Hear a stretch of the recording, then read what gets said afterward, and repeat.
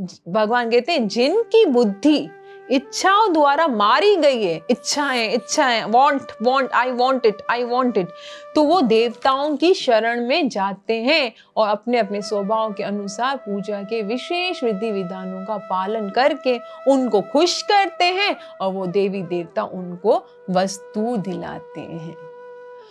तो ये जो हमें फल प्राप्त होता है ना देवी देवताओं से, वो हमेशा रहने वाला नहीं होता है। वो क्या होता है, क्षणिक होता है। कुछ टाइम के लिए हमें सुख तो देगा, लेकिन वो खत्म हो जाएगा, हमसे ले लिया जाएगा।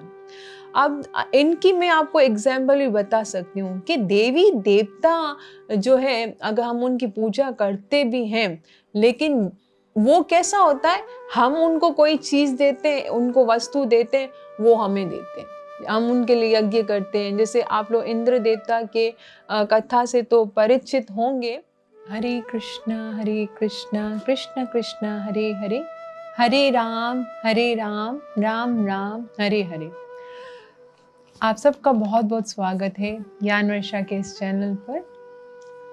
सबसे पहले हम भगवान से प्रार्थना करेंगे कि हम जो कुछ भी श्रवण करने वाले हैं उसका पूरा पूरा लाभ प्राप्त कर सके, जो कि है कृष्ण प्रेम की प्राप्ति। ओम नमो भगवते वासुदेवाय।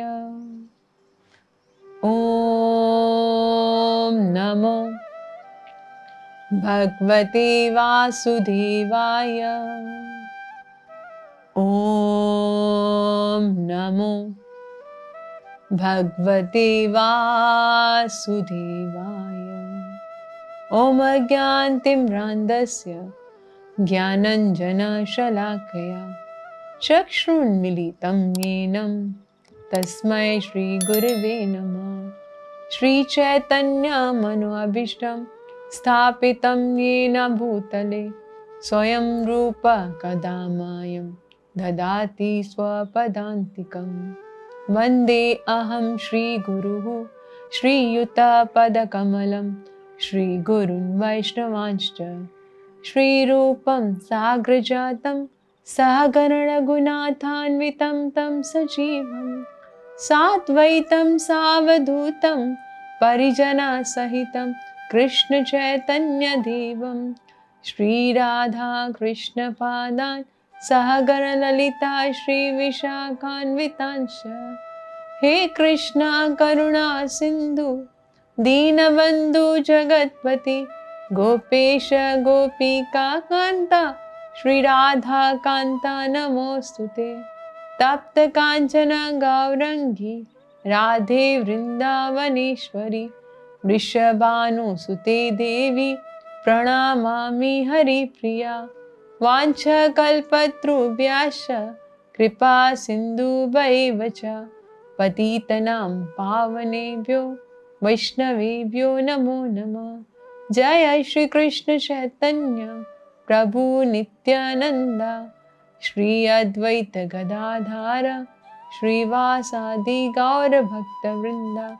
हरे कृष्णा कृष्णा कृष्णा हरे हरे, हरे राम राम राम हरे हरे। श्रीमद् भगवद गीता मात की जय।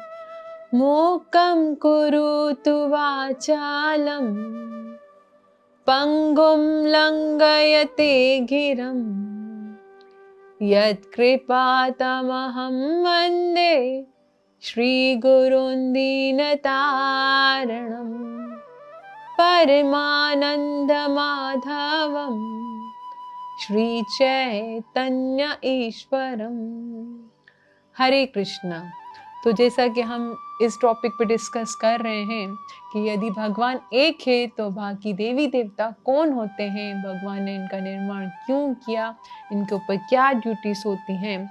तो हमने अभी देखा कि हम जिस जिस देवी देवताओं को मानेंगे उसकी लोक में ही जानेंगे, और देवी देवताओं के जो भी उपासक हैं वो उसकी पूजा इसलिए ही करते हैं क्योंकि कामनाओं ने उनको घेर रखा होता है। कामेस्तैस्ते हृत ज्ञाना, कि कामनाओं की वजह से, अपनी भौतिक इच्छाओं को पूर्ण करने की वजह से वो देवी देवताओं की शरण में जाते हैं। और फिर हमने ये देखा कि देवताओं से जो फल मिलता है वो क्षणिक होता है, वो हमेशा रहने वाला नहीं होता।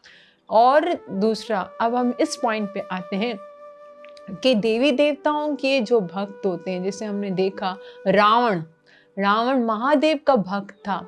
वो जब शिव को आहुति चढ़ाता था तो अपने मस्तक काट काट के उस यज्ञ के अंदर डालता था। रावण को दशानन भी कहते हैं क्योंकि उसके 10 सिर थे। वो एक सिर काटता था, वापस से उसका एक सिर आ जाता था, वापस उस दूसरे को काटता था, वो सर आ जाता था, उसके सर खत्म नहीं होते थे। तो वो अपने सर की आहुति काट के उसके अंदर डालता था। आप सोच सकते हो कितना मुश्किल है ये चीज। लेकिन जब श्री राम रावण को मार रहे थे तब महादेव नहीं आए थे बचाने के लिए। क्यों? क्योंकि महादेव को पता है कि कौन मार रहे हैं इसको, मेरे प्रभु मार रहे हैं। महादेव उनको बचाने नहीं आए, जबकि उसका सर अपने काट काट के आहुति दी महादेव को प्रसन्न करने के लिए। फिर अगर हम इसकी तरफ हिरण्यकशिपु की तरफ आते हैं, 36,500 साल तक उसने तपस्या की ब्रह्मा जी की। ब्रह्मा को बोला कि ब्रह्मा प्रसन्न हुए, ब्रह्मा को बोला, ब्रह्मा ने बोला क्या चाहिए तुमने मेरी इतनी कठिन तपस्या की है? बोला मैं अमर होना चाहता हूँ। बोला अमर तो मैं भी नहीं हूँ, मरना तो मुझे भी है, तुम्हें मैं कैसे अमर होने का बोल दूं। और फिर उसने जो वरदान मांगे कि ऐसा नहीं कर सकते हो, अमर नहीं बना सकते हो, ये वरदान मुझे दे दो। क्या वरदान?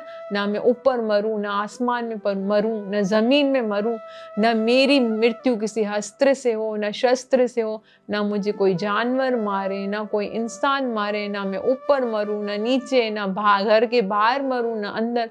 इतनी चालाकी से इतने सारे वरदान मांग लिए। इसका मतलब ये किसी से मार ही नहीं सकता। तो भगवान को ऐसा रूप लेना पड़ा जो आधा शेर आधा जानवर, ना उसको जानवर कह सकते हैं, ना उसको मनुष्य कह सकते थे, ना और उस टाइम मारा, ना सुबह थी ना शाम, संध्या का टाइम था। ना बाहर मारा ना अंदर दरवाजे की दहलीज पे उसको मारा, ना ऊपर मारा ना नीचे अपनी गोद पे रखकर मारा। ऐसा भगवान को अवतार लेना पड़ा कि उस पापी को मारना ही पड़ा, लेकिन ब्रह्मा जी कुछ भी नहीं कर सके। तो यहाँ पर अगर देखें देवताओं के जो भक्त हैं, देवता उनको नहीं बचा सकते, उनकी ख्वाहिशों को पूरा कर सकते हैं, जितना भगवान ने उनको पावर दिया है वो कर सकते हैं। लेकिन भगवान कहते हैं कि मेरे भक्त का कभी नाश नहीं होता। कैसे? जैसे अर्जुन जब युद्ध कर रहे थे, कौरवों से लड़ रहे थे, भगवान उनके ड्राइवर बन गए और अर्जुन को इतना बचाया उस युद्ध के अंदर, इतना कि उसका रथ उनके हाथ में था, जहां से तीर आते रथ को उल्टा कर देते ताकि अर्जुन पर वार ना चले। तो इतना भगवान हमारा साथ देते हैं। और अगर हम यहाँ पर देखें देवी देवताओं की जो उपासना हम करते हैं तो वो हमारे फलों को पूर्ण करते हैं, बिल्कुल इसमें कोई शक नहीं, क्योंकि भगवान ने उनको ड्यूटीज दी हुई है कि जो भी ख्वाहिशें लेके आते हैं आपको उनको पूरा करना है। लेकिन कृष्ण के पास जाना है तो क्या करना है? कृष्ण से प्रेम करने के लिए जाना है। क्योंकि कृष्ण, अब क्या होता है, देवी देवता जो हमारी ख्वाहिशें पूरी करते हैं वो ये नहीं देखते हैं कि इसमें मेरा कल्याण है कि मेरी हानि है, मेरा नुकसान है, क्या ये चीज़ मेरे लिए सही है या गलत है। उनकी जो ड्यूटी है वो देंगे, लेकिन भगवान हमारी हर ख्वाहिश को पूरा नहीं करते हैं। क्यों? क्योंकि वो देखते हैं कि मेरे बच्चे का कल्याण इसके अंदर नहीं है।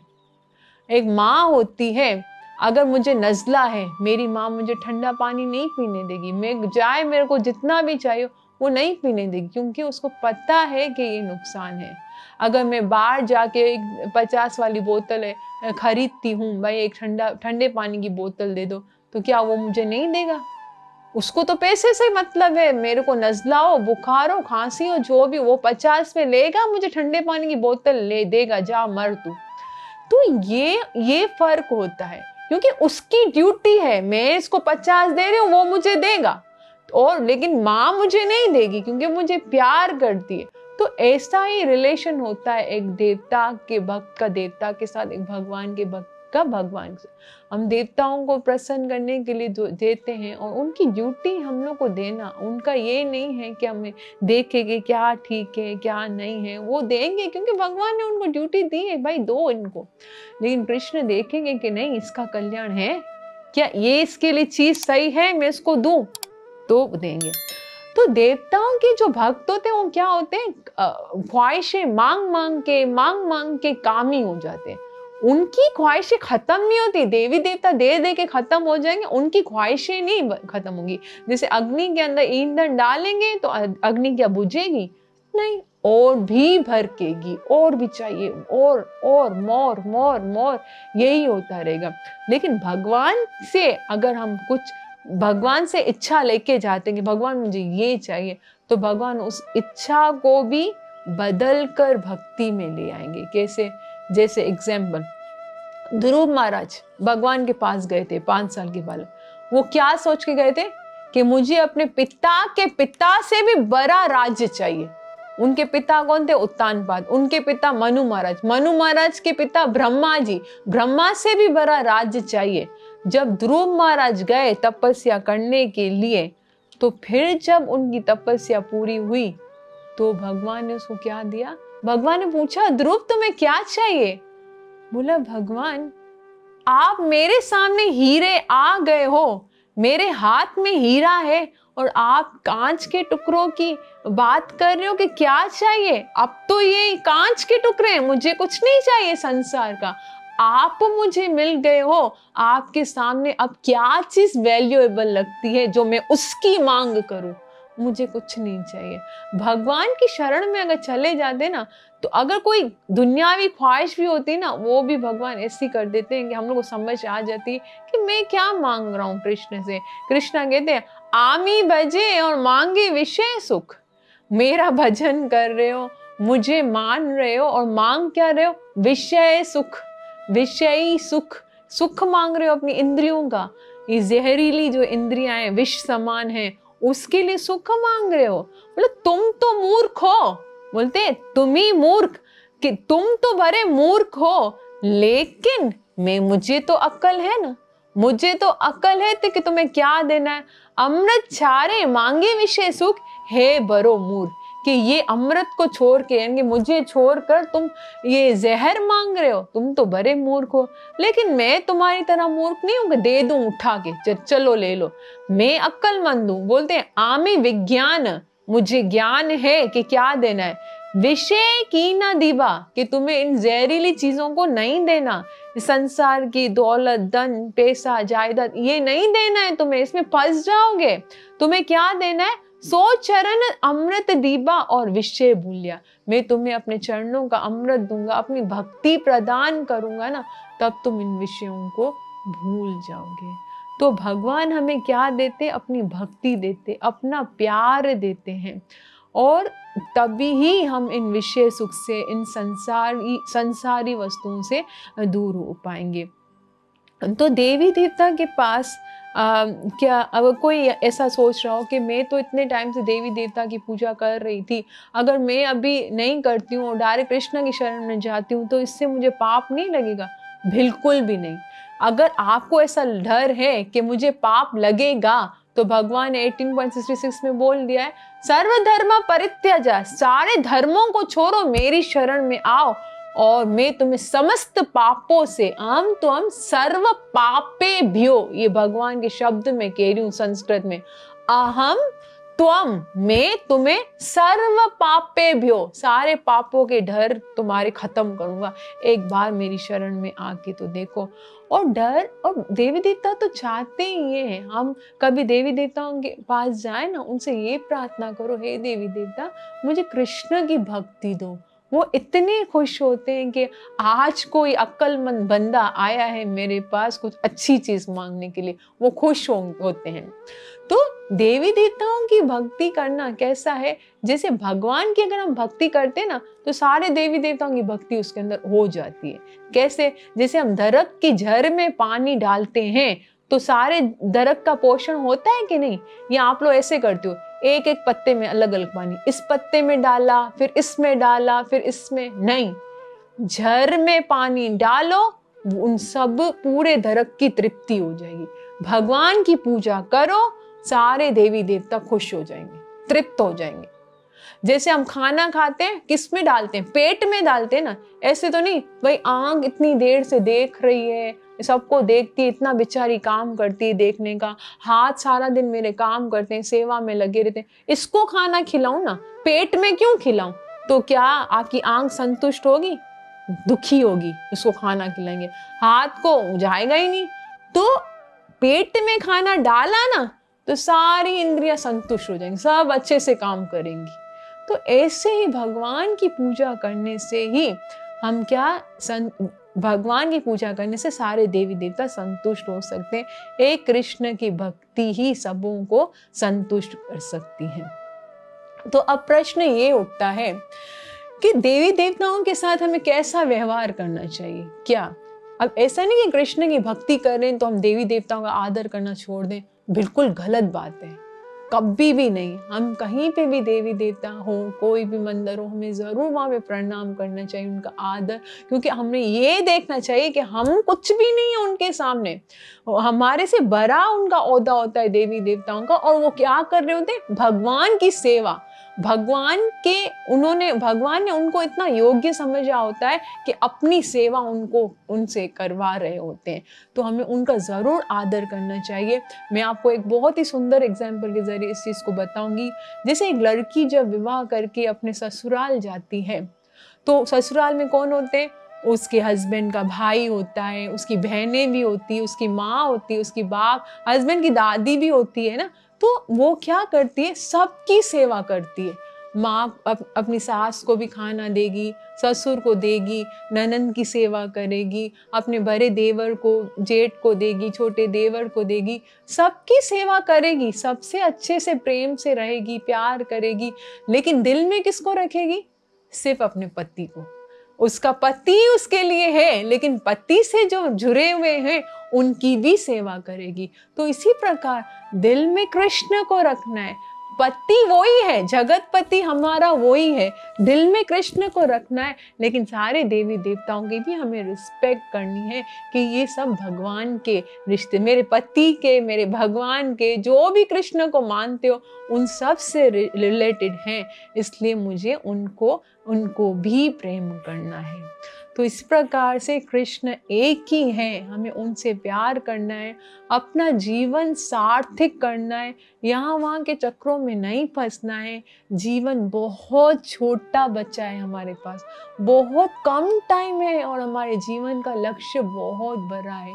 इसलिए मैं आप सबसे हाथ जोड़ के प्रार्थना करती हूँ कि जितना भी हमें समय है, हमें ये समझना है कि हम क्या हैं, हमारा सनातन धर्म क्या है। अपने बच्चों को भगवद गीता की शिक्षा देनी है कि हमारा धर्म क्या है, हमारा शास्त्र क्या है, हमारा भगवान क्या है। हम लोगों ने तो अपनी आधी जिंदगी खत्म कर ली, ना समझ के, ना जान कर। जो हमारे बच्चे हैं उनको सही शिक्षा दिलवानी है ताकि वो हमारे धर्म में रहें और कहीं और जगहों पर ना जाएं। तो आप सबका बहुत बहुत धन्यवाद। कृपया इसी तरह से साथ रहिएगा, हम आगे भी और अच्छे से समझेंगे। अब हम भगवद गीता के तीसरे टॉपिक को, जो प्रकृति है, उसको नेक्स्ट एपिसोड में समझने का प्रयास करेंगे। कृपया साथ दीजिएगा, मेरे लिए प्रार्थना कीजिएगा, मुझे आशीर्वाद दें कि मैं इसी प्रकार से गुरु और गुरुंगा की सेवा करती रहूं और भगवान नाम से जुड़ी रहूं। हरे कृष्ण।